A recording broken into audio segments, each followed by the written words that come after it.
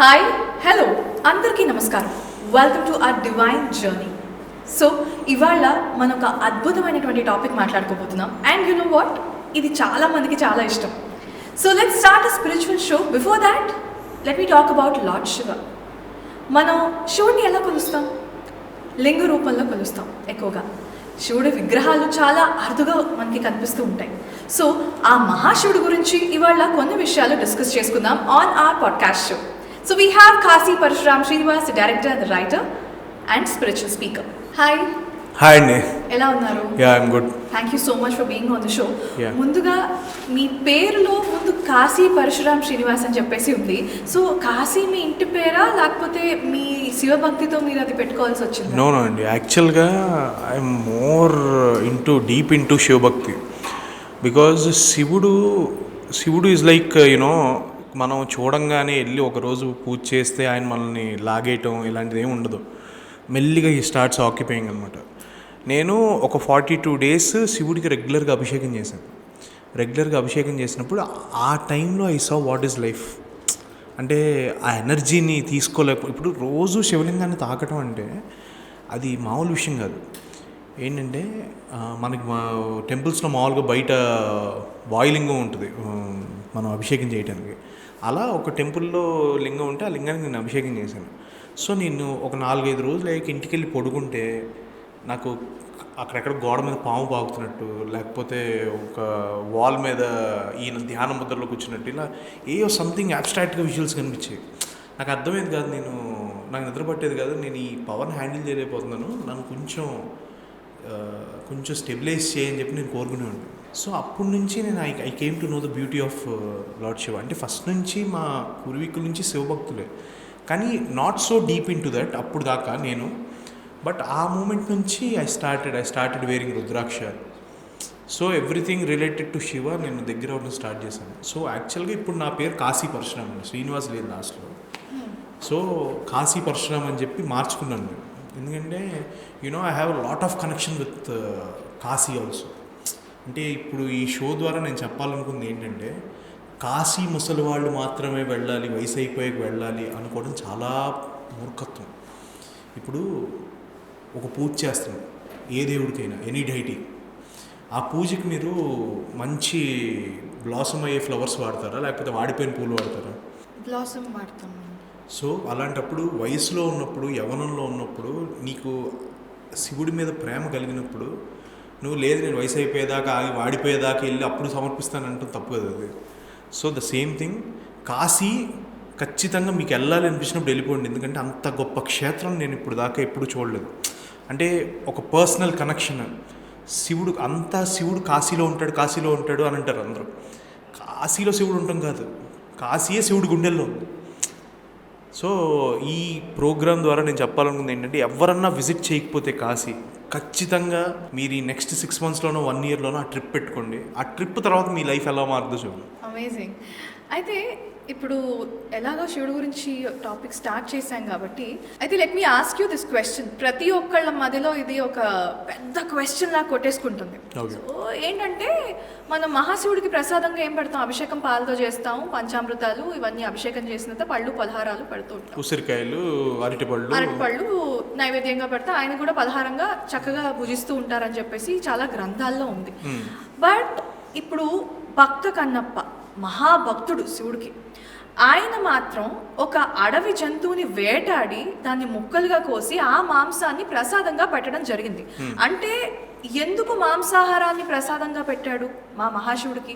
అంటే ఆయనకి తెలిసి పెట్టాడా, తెలియక పెట్టాడా, అసలు ఏంటి? ఇప్పుడు భక్త కన్నప్ప పాయింట్ ఆఫ్ వ్యూ నుంచి చూసుకుంటే అండి, భక్త కన్నప్ప ఒక ట్రైబ్ యంగ్స్టర్. శివభక్తిలోకి రాకముందంత వరకు అతను చాలా నార్మల్ లైఫ్, అడవిలో వేటాడటం, దొరికింది తినటం, లేకపోతే ఏమన్నా అడవిలో దొరికిన మాంసాన్ని చంపుకొని వండుకొని తినటం, ఇది అతని ప్రక్రియ, దినచర్య. సో ఇప్పుడు ఫస్ట్ అసలు భక్త కన్నప్ప అంటే ఎవరు? భక్త Kannappa is reincarnation of Arjuna. ఇది చాలామందికి తెలియదు. ఏంటి అంటే, శివానంద స్వామి బుక్స్లో కానీ లేకపోతే మన 63 నాయనారులు చెప్పిన దాన్ని బట్టి కానీ అర్జునుడు పునర్జన్మ భక్త కన్నప్ప. సో ఎందుకు పునర్జన్మ అని అంటే, ఇప్పుడు అర్జునుడు బేసిక్గా పాశుపతాస్త్రం పొందడం కోసం ఆయన ఘోర తపస్సు చేస్తాడు శివుడు. బట్ శివుడు ఒక వేటగాడి రూపంలో వచ్చినప్పుడు అతను గుర్తుపట్టడు.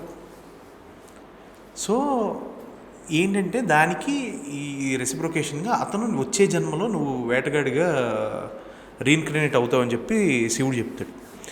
సో ఇప్పుడు ఇక్కడ విషయం ఏంటంటే, భక్త కన్నప్ప మాంసం పెట్టాడు. చాలామంది దీన్ని అదునుగా తీసుకొని శివుడే మాంసం తింటాడు, మనం తింటే తప్పేంటంటారు. అంటే నేనే తప్పేమన్నా. ఇప్పుడు ఒక్కొక్క ఆహారపు అలవాట్లు ఒక్కొక్కళ్ళు, కాకపోతే దానికి శివుని బాధ్యుని చేయదు. శివుడు తిన్నాడు, శివుడికి తప్పలేదు. ఎందుకంటే భక్త కన్నప్పకి అంతకు మించి ఇంకేం తెలియదు. మీరు క్లోజ్గా అబ్జర్వ్ చేస్తే భక్త కన్నప్ప దినచర్యే వేటాడుకోవడం, తినడం, అంతే. అతనికి నాగరికత గురించి ఐడియా లేదు, లేకపోతే పూజ పునస్కారాలు, శ్లోకాలు, మంత్రాలు వీటి గురించి ఏం తెలియదు బాబు. నీళ్లు తీసుకురావాలి అన్నప్పుడు కూడా నోట్లో నీళ్లు తీసుకొచ్చి పోసాడు, అతను పుక్కిలించాడు దాని మీద. అంటే అతని భక్తి స్థాయి ఏంటంటే, నేను ఎంత ప్రేమించగలను శివుణ్ణి, నేను ఎంత ఆరాధించగలనని తెలుసు, కానీ ఇది అంటూ ఇది ముట్టు ఇవేం తెలియదు అతను. సో శివుడికి ఆకలేస్తుంది, ఏం తింటాడు, నేనేం తింటాను అదే తింటాడు అనుకున్నాడు. అంత అమాయకుడు బాబు. అందుకనే ఒక జీవిని చంపి తెచ్చినా కూడా శివుడు దానికి ఏమీ అభ్యంతరం పెట్టలేదు. ఎందుకంటే సర్వం శివం. ఇప్పుడు శివుడి నుంచే ప్రకృతి వచ్చింది, శివుడిలోకే ప్రకృతి వెళ్ళిపోద్ది. ఇప్పుడు పుట్టిన దగ్గర నుంచి చచ్చేదాకా ఒక ప్రాణికి తోడుండే ఏకైక దైవస్వరూపం శివస్వరూపం. ఎందుకంటే పుట్టినప్పుడు శివుడు తోడుంటాడు, చచ్చి శ్మశానానికి వెళ్ళాక కూడా ఆడు మళ్ళీ కుళ్ళి కుసించి చచ్చిపోకుండా శివుడు తోడుంటాడు. కాబట్టి ఆ లైకారకుడు ఏంటంటే స్టార్టింగ్ టు ఎండింగ్ ప్రతి అడుగులో శివుడు తోడుంటాడు. కాబట్టి ఒక జింక మాంసం తెచ్చారు, ఆ జింక మాంసం మళ్ళీ జింక చనిపోయినప్పుడు తనలోకి వెళ్ళిపోవాలి, శివుడిలోనే ఐక్యమైపోవాలి కదా. శివుడిలోనే ఐక్యమైపోయింది కదా, తప్పే ఉంది దాంట్లో. ఎందుకంటే ఇప్పుడు జింకో లేకపోతే దుప్పో లేకపోతే ఇంకో సంథింగ్ ఒక మాంసం, ఆ ప్రాణం ఆ రోజు చచ్చిపోవాలని రాసింది దాని తలరాతలో. అది చనిపోయి ఎవరిలో ఐక్యమైపోయింది, శివుడిలో ఐక్యమైపోయింది. అంటే దేర్ ఇస్ సామెత కూడా మనకి చెప్తుంటారు, శివుడు ఆజ్ఞ లేనిదే చేమైనా కొట్టదు. అంటే ఇప్పుడు ఆ ప్రాణి ఎంత అదృష్టం చేసుకుందాం, అంటే మనం కుట్టి అది చనిపోతుంది జనరల్గా. అవును, అంటే ఆయన ఆజ్ఞాపిస్తాడు, నీ ప్రాణం ఇప్పుడు ఈ మనిషి చేతిలో పోతుంది అని చెప్పేసి అని అంటాడా? నో, అట్లా ఏం కాదు. ఇప్పుడు సో మీరు చెప్పింది కరెక్టే.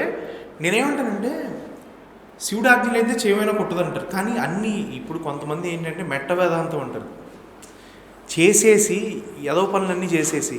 ఇప్పుడు దుర్యోధనుడు ఉన్నాడు, దుర్యోధనుడిని వచ్చి అడుగుతుంది అనమాట వాళ్ళమ్మ, ఎందుకురా ఇంత అగాయిత్యాన్ని కొడిగెట్టావు నువ్వు, అమ్మాయిని ఎందుకు అలా అవమానించడం, ఎందుకు ఇదంతా ఎందుకు, ఇప్పుడు యుద్ధం సొంత దాయాదులు కొట్టుకోవడం ఏంటంటే, శివుడిని నమ్ముతాం కదా మనం, శివుడు ఆజ్ఞలు అయితే చేయమైనా కొట్టదు, శివుడే చేయించాడు నాతో అంటాడు. అది ఎంత తప్పు, అది దుర్యోధనుడు అహంకారం. ఇప్పుడు శివుడు ఆజ్ఞలు అయితే చేయమైనా కొట్టదు కరెక్టే, కానీ శివుడు దేనికి ఆజ్ఞాపిస్తాడంటే నీకు ఒక విచక్షణ ఇస్తాడు, నేను ఇది చేయాలా ఇది చేయాలా, ఏది నువ్వు రైట్ వెళ్తావా రైట్ ట్రాక్లో వెళ్తావా రాంగ్ ట్రాక్లో వెళ్తావా, నిన్ను నువ్వు డిసైడ్ చేసుకో అని చెప్పి 2 వేస్ చూపిస్తాడు. నువ్వు ఎటువైపు చూస్ చేసుకున్నావో ఆ వేలో వెళ్ళమని నిన్ను ఆజ్ఞాపిస్తాడు. ఈడి సెలెక్ట్ చేసుకుని వీడు మారడింకీడు సన్నాసి వదిలేసేయండి అండి అని చెప్పి, సరే పోరా అటే అని చెప్పి ఆజ్ఞాపిస్తాడు. అంతేగాని అది శివుడు నిన్ను ఆ ట్రాక్లో నడిపించడం కాదు. శివుడు ఇది ఎందుకు ఇచ్చాడు ప్రతి మనిషికి, జంతువులకి ఎందుకు ఇవ్వలేదు, ఎందుకంటే దీన్ని బట్టి నువ్వు తీసుకునే నిర్ణయాలు శివుడు అప్రూవల్ పొందుతాయి. సో అది శివుడు ఆజ్ఞలైతే చేయమైనా కొట్టదంటానికి రీజన్ అది. సో కమింగ్ టు భక్త కన్నప్ప రెగ్యులర్గా ఇప్పుడు తను వేటాడే ప్రక్రియ అవన్నీ పక్కన పెడితే ఒకరోజు అతనికి శివలింగం కనిపించింది. శివలింగం కనిపించి చూసి ఆశ్చర్యపోయాడు, ఏంటి ఇంత గొప్పగా ఉంది శివలింగం అని చెప్పి మెల్లిగా దాన్ని పూజ చేయడం స్టార్ట్ చేశాడు. ఇక్కడే నేను చెప్పేది ఏంటంటే, శివుడు ఎంత భయంకరమైన మ్యాగ్నెట్ అంటే, ఒకసారి పూజ చేయడం స్టార్ట్ చేసామా ఇప్పుడు అది ఎలా ఉంటుందంటే, రెగ్యులర్గా ఇప్పుడు మీకు మీ ఇంట్లో మీ హస్బెండ్ కానీ లేకపోతే మీ సన్నో లేకపోతే మీ మదరో ఫాదర్ రోజు చూడకపోతే మీకు ఎలా ఉంటుంది, ఒక పీకేస్తూ ఉంటుంది. అలా ఆ ప్రక్రియలో శివుడికి ఎడిక్ట్ అయిపోతాం మనం. అంటే లాగేస్తాడు ఆయన, మ్యాగ్నెట్లో అదుకుపోతాడు. రోజు వెళ్ళి అభిషేకం చేయకపోతే ఏదో మిస్ అయ్యని ఫీలింగ్ అదే భక్త కన్నప్పలో కూడా కలిగింది. అలా రెగ్యులర్గా ఆయన్ని వర్షిప్ చేస్తా ఈ became a very huge devotee and very addictive to lord Shiva. So శివుడు భక్త కన్నప్ప భక్తి చూసి ఆయన చాలా ఆశ్చర్యపోయాడు. అసలు అంటే ఏంటి ఇంత ఇంత పరాకాష్ఠకి వెళ్ళిపోయాడు, అసలు ఇతను భక్తి స్థాయి ఏంటో మనం చూద్దామని చెప్పి ఆయన ఏం చేశాడంటే ఓ రోజు ఆ శివలింగం కంట్లో నుంచి ఒక రక్తపు ధార కారుతూ ఉంటుంది. ఆ రక్తపు ధార కారుతున్నప్పుడు భక్త కన్నప్ప చూసి చెలించిపోయి, అయ్యో స్వామి ఏంటిది కళ్ళమ్మట ఈ రక్తం ఏంటి, నేనేం ఉపచారం చేశాను, నీకేమైంది, నీ కంటికి ఏమైంది, లోకాన్ని చల్లగా చూడాల్సిన నీ కంటి నుంచి రక్తధార రావడం ఏంటి అని బాగా బాధపడిపోయి అతనికి ఏం చేయాలో అర్థం కాదు. కొన్ని ఆకులు అలములు తెచ్చి ఏదో చేస్తాడు, పసరు లాంటిది పూసి, అయినా ఆగదు ఆ రక్తపు దారు. అప్పుడు అతను విపరీతంగా చెలించిపోయి ఏం చేస్తాడంటే, అయ్యా నీ కంట్లోంచి రక్తధార కావటం నేను చూడలేకపోతున్నాను అని చెప్పి ఒక బాణం తీసుకొని, అతను వేటాడటానికి ఉపయోగించే బాణం తీసుకొని కంట్లో పొడిచి ఆ కన్ను పీకి శివుడిగా కనిపెట్టేస్తాడు. అంటే భక్తికి ఏ స్థాయి పరాకాష్ఠ అంటే ఇది, తనని తను తృణప్రాయంగా చూసుకొని తన కన్ను పీకి ఈశ్వరుడికి అర్పించాడు. అది చూసి శంకరుడు చెలించిపోయాడు అనమాట. అయితే ఇప్పుడు రెండో కంట్లో నుంచి కూడా ధార కారితే ఇతను ఏం చేస్తాడో చూద్దాం. ఆ రెండో కన్ను కూడా ఇస్తాడా అంటే ఒక కన్ను పోయింది కాబట్టి ఇంకో కన్ను ఉంది కాబట్టి ఒక కన్ను ఇచ్చాడా, అసలు చూద్దాం, ఇతను పరీక్షిద్దాం అని చెప్పి రెండో కంటి నుంచి, ఇప్పుడు ఆ కన్ను పెట్టాడా, రెండు పక్కన ఇంకో కంటి నుంచి రక్తపు ధార కారుతూ ఉంటే చూసి, అయ్యా స్వామి నేనేం చేయాలి, ఇప్పుడు ఆ కంట్లో కాకుండా ఈ కంట్లోంచి కూడా కారుతుంది, ఈ కంటికి కూడా సోకింది ఆ రోగం అని చెప్పి ఆలోచిస్తూ ఉంటే శివుడు కూడా ఏంటి ఏమన్నా ఆలోచిస్తున్నాడా ఏంటి, రెండో కన్ను పీకేవటా కానీ కన్నప్ప ఏం ఆలోచిస్తాడంటే, ఇప్పుడు ఈ కన్ను కూడా పీకేస్తే అక్కడ ఆ కన్ను ఉందని చెప్పి ఎలా తెలుస్తుంది మనకి, నాకు చూపు పోతుంది కదా, ఆ కన్ను ఉన్న ఎగ్జాక్ట్ ప్లేస్లో ఎలా కన్ను పెట్టగలను అనే పాయింట్లో అతని కాలు పైకెత్తి అతని కాలు బొటన వేలుతో ఆ కన్ని తాకి, ఆ కన్ను ఎక్కడ ఉందో తన రెండో కన్ను పీకేసి ఆ బొటన వేలు తీసి ఆ కన్ను అక్కడ పెడతాడు.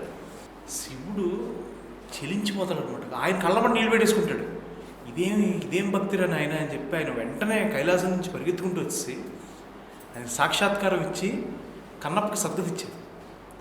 అంటే ఒక బోయేవాడు, అసలు ఏమీ చదువు రానివాడు, పండితుడు కాదు, శ్లోకాలు రావు, మంత్రాలు రావు, ఏమీ తెలియదు, రెగ్యులర్గా తానేం తింటాడో శివుడికి అది అమాయకంగా అర్పించే ఒక నిస్వార్థమైన భక్తుడు.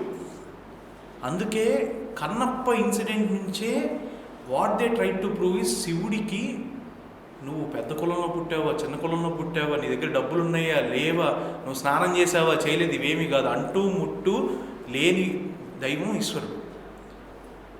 అంతేగాని భక్తి స్థాయి చూస్తాడు తప్ప మనిషి స్థాయి చూడడు ఆయన. అలా అంత గొప్ప దైవ స్వరూపం. అందుకే భక్త కన్నప్ప మొత్తం శివభక్తులందరికీ ఒక పెద్ద గ్రేట్ ఇన్స్పిరేషన్ అయింది కూడా భక్త కన్నప్ప. ఎందుకంటే నీ దగ్గర ఏమీ ఉండక్కర్లా, నువ్వు రెగ్యులర్గా నువ్వు ఏం తింటావో అది పెట్టగలిగితే చాలు. అంటే ఇప్పుడు నేను శివుడికి నేను నాన్ వెజ్ పెట్టొచ్చా అని అంటే అది కూడా ఆ వాదన కూడా కరెక్ట్ కాదు. ఎందుకంటే మనకు విచక్షణ ఉంది, మనం చదువుకున్నాం, మనకి మంచి ఏదో చెడేదో తెలుసు, మనం ఏం చేయాలో ఏం చేయకూడదు తెలుసు. కానీ కన్నప్పకి అది తెలియదు పాపం. ఆ అమాయకత్వం నుంచి పుట్టిన నిస్వార్థమైన భక్తి అది చాలా శివుడి తల మీద ఉన్న గంగాజలం అంత పవిత్రం. అందుకే శివుడు అంత ప్రేమతో అతన్ని యాక్సెప్ట్ చేసేది. So coming to the next question, ఇది చాలామందికి అరుదుగా వచ్చే డౌటో లేకపోతే ఒకసారి వస్తుందో లేదా ఆలోచిస్తారో ఆలోచించరో కూడా తెలీదు.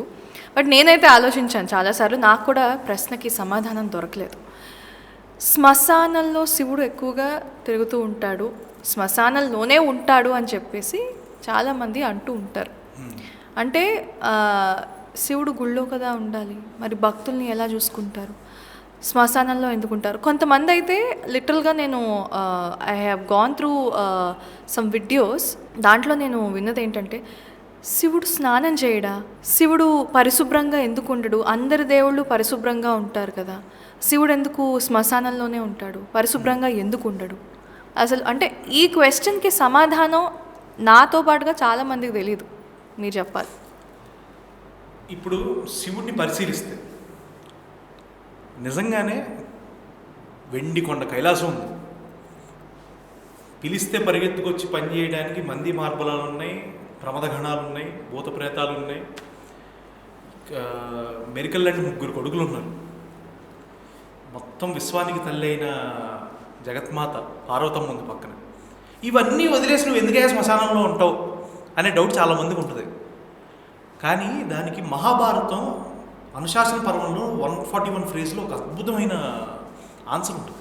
శివుడు చెప్తాడు, సాక్షాత్తు శివుడు అమ్మవారికి ఏం చెప్తాడంటే, యాక్చువల్గా ఈ పాయింట్ మీద చాగంటి గారు ఒక వీడియో చెప్పారు. సో అది నేను షార్ట్ వీడియోస్లో వాటిల్లో చూస్తాం. కానీ ఇన్డెప్త్గా దీని గురించి మాట్లాడుకోవాలంటే పార్వతీ మాత శివుడిని అడుగుతుంది అనమాట, మహేశ్వర ఇంత దేవుళ్ళందరూ స్వర్గంలో ఉంటారు, వాళ్ళు మంచి మంది మార్పులంతా వాటితో అంతా ఇదిగా ఉంటారు, మీరేంటి, మీకేం అవసరం ఇల్లు మీరు శ్మశానంలో ఉండడానికి?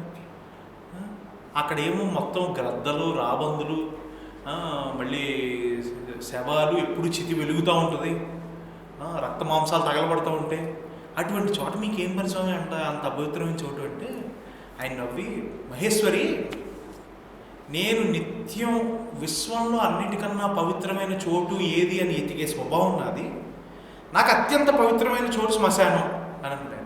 అమ్మోరు ఏం మాడుతున్నారండి అంటే, అంతే కదా పార్వతి, ఇక్కడ ఎంతోమంది వీరుల కపాలాలు పగిలి మోక్షం దొరుకుతుంది ఇక్కడ. అంటే ఒకడు పుట్టి ఆడి కర్మలన్నింటినీ తీర్చుకుంటా, అన్ని కష్టాలు పడతా, జీవితంతో పోరాడి చర్మాంకానికి వచ్చి ఆడి చచ్చిపోయి ఆడ ఆఖరికి వచ్చేది ఇక్కడికి, ఆడి కపాలం పగిలేది ఇక్కడే, ఆడికి మోక్షం దొరికేది ఇక్కడే. పుట్టి వాడి జీవితాన్ని అనుభవించి అన్ని కష్టాలు పడ్డాడు, ఆడు మంచోడైనా చెడ్డోడైనా ఆఖరికి చనిపోయి ఇక్కడికి వచ్చాక ఆడు మహావీరుడే. అలాంటి మహావీరులు ఎంతోమంది కపాలాలు ఇక్కడ పగిలి మోక్షానికి దొరికాయి. ఇంకోటి ఇక్కడ మర్రి చెట్ల ఆకులు, శవాల మీద నుంచి పడిన పూలు, ఇవన్నీ నాకెంతో సాటిస్ఫైయింగ్, ఇక్కడ చూడటానికి ఉండటానికి ఇక్కడ బాగుంటుంది. నా భూతగణాలు ఇక్కడ ఉండటం వాడికి ఇష్టం, నా భూతగణాలు లేకుండా నేను కాబట్టి ఈ చోటు నాకు ఎంతో ప్రీతికరమైనది. ఒక మనిషి పుట్టుక ఎంత గొప్పదో మహేశ్వరి, చావు కూడా అంతే గొప్పది. కాబట్టి నాకు ఈ శ్మశానంలో ఉండటం ఎంతో ఇష్టమైనది. ఇప్పుడు ఇక్కడ భూతగణాలు ఉంటాయి, ఇప్పుడు మనం రెగ్యులర్గా వింటూ ఉంటామండి, అతను దెయ్యం పట్టింది, ఇతను భూతం పట్టింది. సో శివుడు ఆజ్ఞ లేనిది భూతగణాలు ఎవ్వరికీ ఏమీ హాని తలపెట్టు. సో అలాంటి భూతగణాలని నా అదుపులో నేను ఇక్కడ ఉంచుకుంటాను మహేశ్వరి. నన్ను కొలిచే నా భక్తులకు కానీ, విశ్వంలో ఉన్న జనాలకు కానీ ఆ భూత ప్రేతాల వల్ల ఎటువంటి ఇబ్బంది కలగకుండా వాటిని నా అదుపాజ్ఞల్లో ఇక్కడ ఉంచుతాను. చచ్చిపోయిన మనిషికి మోక్షం కలిగించగలిగింది నేను ఒక్కడిని. మీరు అందుకే చూడండి, ఎవరన్నా చనిపోయిన ఇంట్లో మీరు ఒక 6 నెలలు గుడికి వెళ్ళకూడదు, సంవత్సరం గుడికి వెళ్ళకూడదు అని చెప్తారు మైలని. కానీ శివాలయం కదా, శివుడు పాపం ఎంత బోళా స్వరూపం అండి. మైలున్నా పర్లా, నువ్వు మాంసం పెట్టినా పర్లా తింటా, నీళ్లు పోసినా పర్లా పోయించుకుంటా, బూడిద పూసినా పర్లా రాయించుకుంటాడు, అంత బోళ. సో ఆయన శ్మశానంలో ఉండి ఆయన చేసే తాండవానికి అక్కడ భూత ప్రేతాలు కూడా అబ్బా అనుకుని అలా ఆశ్చర్యపోయి అలా కూర్చునిపోతాడు. అంటే నిష్కారణంగా చనిపోయిన వాళ్ళు, లేకపోతే చనిపోయిన తర్వాత ఆత్మశాంతి కలగని వాళ్ళు, ఇలా వాళ్ళు ఘోషించి రోధించకుండా శ్మశానంలో ఆయన తాండవంతో వాటికి అవి ఒక ఆస్ట్రక్ మూమెంట్లలో ఉండిపోతాయండి. అందుకే శివతాండవం అంత గొప్పది. యాక్చువల్గా ఏంటంటే అమ్మవారు ఇంకో ప్రశ్న అడుగుతారండి. ఏంటంటే, స్వామి మీరెందుకు ఒంటి నిండా బూడిద పూసుకొని, కళ్ళు ఎర్రగా, చేతిలో త్రిశూలంతో ఆ జటలు కట్టుకొని ఎందుకు ఇంత ఉగ్ర స్వరూపంలో ఉంటారు అని అడుగుతుంది. దానికి అయ్యవారు ఏం సమాధానం చెప్తారంటే, ఓ మహేశ్వరి, విశ్వం శీతల మరియు ఉష్ణ పదార్థాలతో కూడుకొని ఉంది. అంటే అగ్ని మంచుతో ఈ విశ్వం అంతా ఉంది. అయితే మహేశ్వరి, సౌమ్య శీతల గుణాలు మీ అన్నయ్య విష్ణుమూర్తి దగ్గర ఉంది, అగ్ని తేజో గుణాలు నాలో ఉంది. మేమిద్దరం కలిసి మా గుణాలతో ఈ విశ్వాన్ని సరిగ్గా నడిచేలాగా, సరిగ్గా ఫంక్షన్ అయ్యేలా మేము చేస్తాం. అయితే ఇప్పుడు నా యొక్క రుద్రస్వరూపం, నేను ఎర్రటి కళ్ళతో, ఒంటి నిండా బూడిదతో, చేతిలో త్రిశూలంతో నేను ఈ ఆకారంలో ఇలా లేకపోతే, నేను కనుక దీనికి సదాశివుడిగా ఇలా లేకపోతే, విభిన్నంగా ఉంటే ఈ ప్రకృతి ఇలా నడవదు, ఇలా ఫంక్షన్ అవ్వదు. సో అది విపరీత ధోరణులు ఫేస్ చేయాల్సి వస్తుంది. కాబట్టి నేను ఈ రూపాన్ని పొంది ఇలా సదాశివుడిగా నేను ఈ లోకాన్ని నడిపిస్తున్నానని చెప్తాడు. అందుకే నేను ఒంటికి విభూది పూసుకుంటాను. విభూది అంటే ఏంటి? విభూది అంటే ఇస్ నథింగ్నెస్. అది ఇప్పుడు ఎంత కాస్ట్లీయెస్ట్ ఐటమ్ అయినా, మీకు ప్రపంచంలో ఎంత గొప్పోడైనా ఎంత పెద్ద రాజకీయ నాయకుడైనా ఎంత పెద్ద ధనవంతుడైనా ఏమైనా కూడా ఆఖరికి కాలి బూడిదైపోతాడు. అంటే దట్ నథింగ్నెస్ ఈజ్ కాల్డ్ విభూతి, యాష్. అంటే లోకంలోకి నువ్వు వచ్చి నువ్వు ఏదో పొడిచావు, నువ్వు ఏదో చేసావు, నువ్వు తర్వాత తిరిగి వెళ్ళేటప్పుడు నువ్వేం తీసుకెళ్తావురా, ఏమీ ఉండదు, పిడికెడు బూడిదరా నువ్వు, అది నేను ఒంటికి పూసుకోవాలి అని చెప్పడం శివతత్వం. అది ఆ రుద్రాక్ష. ఇప్పుడు ఈశ్వరుడు కోరుకుంటే, ఇప్పుడు కుబేరుడికి అంత ధనం ఇచ్చిన ఆయన మెడలో ఒక బంగారు చైనో హారమో నెత్తిమే కిరీటమో పెట్టుకోలేడండి. ఎందుకు ఆ రుద్రాక్షలు వేసుకొని ఎందుకు తిరుగుతాడంటే, ఆ రుద్రాక్షలు విభూతి ఎందుకు పూసుకుంటాడంటే, ప్రపంచంలో ఎంత గొప్పదైనా సరే ఆఖరికి కావాల్సింది బూడిదే. నాకు ఏం అక్కర్లేదు, నేనేంటంటే I'm everything and I'm nothing అని చెప్పడమే శివతత్వం. సో శివుడు, అందుకే శివుడు ఒక గొప్ప దిక్సూచి, శివుడు ఒక గొప్ప గురువు, శివుడు ఒక గొప్ప దైవం, శివుడు ఒక గొప్ప ఫిలాసఫర్. శివతత్వం, శివుడనే ఆయన ఒక గొప్ప ఫిలాసఫర్ అండి. ఆయన ఫిలాసఫీ ఫాలో అయితే మీకు అత్యంత పీస్ దొరుకుతుంది జీవితంలో. సో అందువల్ల ఆయన బూడిద రాసుకుని శ్మశానాల్లో ఉంటారు. So that's all for today. మరిన్ని ఇంట్రెస్టింగ్ మిస్టరీస్ని నెక్స్ట్ ఎపిసోడ్లో అన్లాక్ చేస్తాను. Thank you so much for watching. This is Sudhaganti signing of.